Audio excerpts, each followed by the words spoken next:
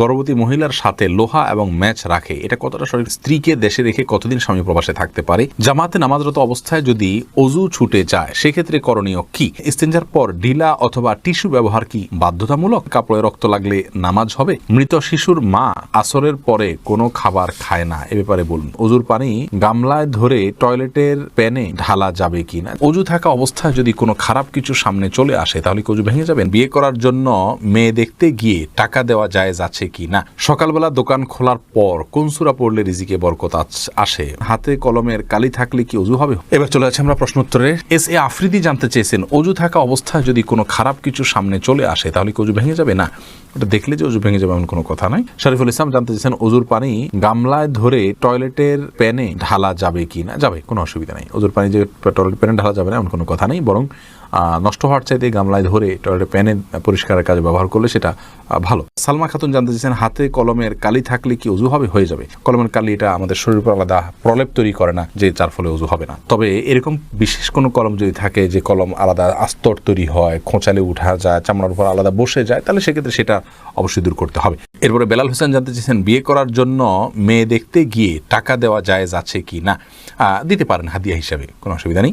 সাইফুল শরীফ আপনি জানতে চেয়েছেন, বিয়ের পর কাবিনের টাকা কমানো যাবে কি না?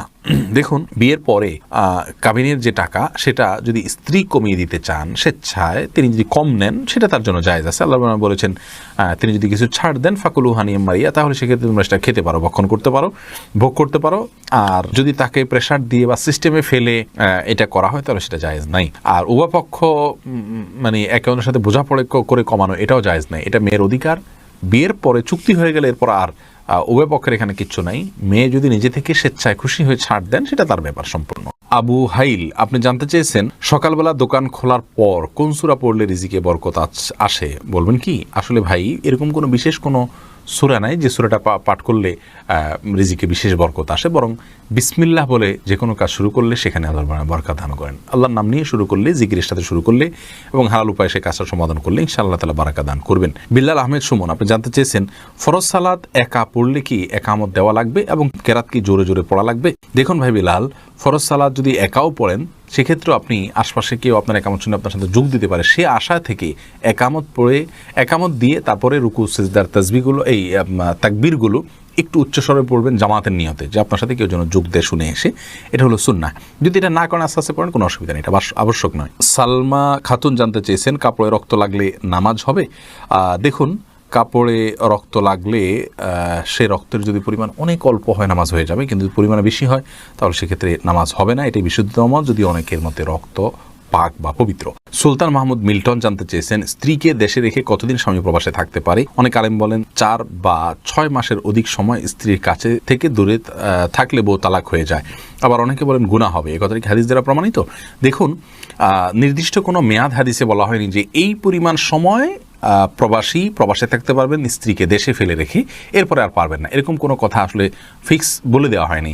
ওমর রাদিয়াল্লাহু তাআলার একটি উক্তি থেকে 4 মাসের সময়ের কথা, অনেকে বলেন যে 4 মাসে বেশি থাকা যাবে না, এর কম থাকা যাবে। আসলে এটা ভ্যারি করে স্ত্রীর এবং তার অবস্থার উপরে। তারা যদি দু জায়গায় থাকাতে তারা গুনাহে লিপ্ত হয়ে যাবেন এরকম আশঙ্কা থাকে, তাহলে এরকম বিদেশে থাকা জায়েজ নাই, বরং গুনাহ থেকে বাঁচার জন্য তাকে অন্যের সঙ্গে থাকা উচিত এবং অল্প যে রিজিক হবে দেশে থাকলে সেটার উপরে তুষ্ট থেকে যাওয়া উচিত। যদি এমন হয় যে তারা দূরে থাকার কারণে তাদের মধ্যে এক ধরনের গুনাহের প্রবণতা চলে আসতে পারে, তারা অপরাধে লিপ্ত হয়ে যেতে পারে, এরকম যদি হয় তাহলে সে অবস্থায় তাদের জন্য এটা জায়েজ নাই, সম্পূর্ণ হারাম। তাহলে আমরা জানলাম যে প্রবাসীর জন্য প্রবাসে থাকার নির্দিষ্ট কোনো মেয়াদ ইসলাম বলে দেয়নি, তবে তার স্ত্রী এবং তিনি উভয় গুনাহ থেকে যতদিন বাঁচতে পারবেন ততদিন তারা থাকতে পারবেন। গুনাহ থেকে যদি বাঁচাটা অসম্ভব হয়ে যায় তাহলে সেক্ষেত্রে তার জন্য আর প্রবাসে থাকা জায়েজ নেই। এমডি ইসমাইল জানতে চেয়েছেন, মা নামাজ পড়া অবস্থায় আছেন, হঠাৎ তার যুবক ছেলে তার সামনে পড়ে গেছে, মায়ের কি নামাজ হবে? হবে, কোনো অসুবিধা নেই। যুবক ছেলে সামনে পড়লে যে নামাজ হবে না আমার কোনো কথা নেই। তবে ছেলের নামাজ, মায়ের নামাজ পড়াকালীন সময় তার সামনে তার দৃষ্টির এরিয়াতে পড়ে নামাজ ডিস্টার্ব হয়, এরকম জায়গায় যাওয়া উচিত নয়, তবে মায়ের নামাজ হয়ে যাবে। মোহাম্মদ রাজিকুল করিম জানতে চেয়েছেন, শুনেছি সিজদায় গিয়ে দোয়া করলে কবুল হয়, জানার বিষয় হলো এটা কি শুধু নামাজের সিজদায়? নামাজ ব্যতীত এমনিতে সিজদা করা যাবে কিনা? যাবে, নামাজ ব্যতীত এমনি সিজদা করা যাবে এবং সেখানে আল্লাহু আকবার বলে সিজদা গিয়ে সুবহান রাব্বিল আলা পড়লেন এবং আল্লাহর কাছে মন মতো চাইলেন, এরপর আল্লাহু আকবার উঠে গেলেন, কোনো অসুবিধা নেই। এরপরে রাবেয়া আখন্দ আপনি জানতে চেয়েছেন, মাসিক অবস্থায় আজানের জবাব দেওয়া যাবে কি না? বোন রাবেয়া, মাসিক অবস্থায় আপনি আজানের জবাব দিতে পারবেন, কোনো অসুবিধা নেই। মাসিক অবস্থায় নির্দিষ্ট কিছু কাজ করা যাবে না, আর যে কোনো ইবাদত করা যাবে। আজানের জবাব দিতে নিষেধ কোথাও বলা হয়নি, যখন এটা দিতে পারবেন কোনো অসুবিধা নেই ইনশাআল্লাহ। নাহার, আপনি জানতে চেয়েছেন মৃত শিশুর মা আসরের পরে কোনো খাবার খায় না, এ ব্যাপারে বলুন। মৃত শিশুর মায়েরা যদি আসরের পরে কোনো খাবার না খান, এটা খেলে ক্ষতি হবে বা এরকম কোনো বিশ্বাস আছে, এই সমস্ত বিশ্বাসের কারণে, তাহলে সেটি সম্পূর্ণরূপে পরিহার্য, এটা পরিত্যাগ করতে হবে। এ বিশ্বাস ভুল বিশ্বাস, বরং তিনি যে কোনো সময় খেতে পারেন। তার সন্তানের মৃত্যুর সাথে তার কোনো খাওয়ার সময়ের কোনো সম্পর্ক নেই। হাফিজুর রহমান জানতে চেয়েছেন ইস্তেঞ্জার পর ঢিলা অথবা টিস্যু ব্যবহার কি বাধ্যতামূলক? যেহেতু আপনাকে পেশাব থেকে পবিত্র হতে হবে, অতএব এটা বাধ্যতামূলকই বলা যায়।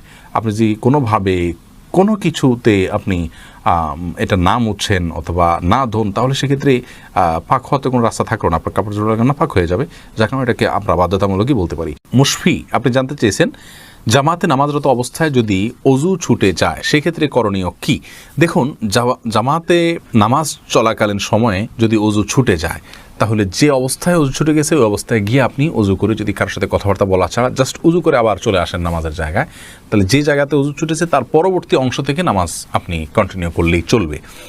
আর যদি কারোর সাথে কথাবার্তা বলে থাকেন, অন্য কোনো কাজকাম করে থাকেন, নামাজ ভঙ্গের অন্য কোনো কাজ করে থাকেন, তাহলে সেক্ষেত্রে আপনাকে ওই নামাজ আবার শুরু থেকে পড়তে হবে। ফারুক আহমেদ জানতেছেন অজু করার পর নখ কাটলে কি অজুর কোনো ক্ষতি হবে? না, কোনো ক্ষতি হবে না। রাশেদ ইসলাম রাকিব জানতে চেয়েছেন কেউ যদি জামাতে গিয়ে ইমাম রুকুতে থাকা অবস্থায় তাকবীরে তাহরিমা বাঁধে, কিন্তু সানা পড়তে পড়তে ইমাম রুকু থেকে উঠে যায়, তাহলে কি সেই রাকাত পেয়েছে বলে গণ্য হবে? দেখুন, ইমাম রুকুতে থাকা অবস্থায় যদি তাকবীরে তাহরিমা বাঁধেন এবং ইমাম তিনি রুকুতে যাওয়ার আগেই ইমাম আপনার উঠে যান, তাহলে সেক্ষেত্রে সে রাকাত পেয়েছেন বলে ধরা হবে না, কারণ তিনি ইমামকে রুকুতে গিয়ে পান নাই। মান আদরাকার রুকু ফাকাদ আদরাকার রাকাতা, যে ব্যক্তি রুকু পেল সে রাকাত পেল। হাদিসের দ্বারা উদ্দেশ্য হলো যে ব্যক্তি রুকুতে গেল, যে রসুল ইমামকে সে রুকুতে পেল, সে রাকাত পেল। কিন্তু এটুকু যদি না হয়, তাহলে সেক্ষেত্রে তিনি রাকাত পেয়েছেন বলে গণ্য করা হবে না। রোনা আহমেদ জানতে চেয়েছেন গর্ভবতী মহিলার সাথে লোহা এবং ম্যাচ রাখে, এটা কতটা সঠিক? সম্পূর্ণ ভুয়া এবং এটা কুসংস্কারাচ্ছন্ন বিষয়। বোন রোনা, গর্ভবতী মহিলার সাথে লোহা ম্যাচ রাখা যাবে না, এগুলোর কোনো লাভ ক্ষতি করার কোনো অধিকার নাই। এটা এক ধরনের শিরক, ছোট শিরক বলা যেতে পারে। লাভ ক্ষতির মালিক আল্লাহ রাব্বুল আলামিন। বিশেষ কোনো অসুস্থতা যদি হয়, বিশেষ কিছু খেলে অসুবিধা হয়, সেটা ভিন্ন কথা, কিন্তু লোহা এবং ম্যাচ রাখলে যে কিছু হবে না, এটা কোনোভাবেই সত্য নয়, এটা ভুল বিশ্বাস।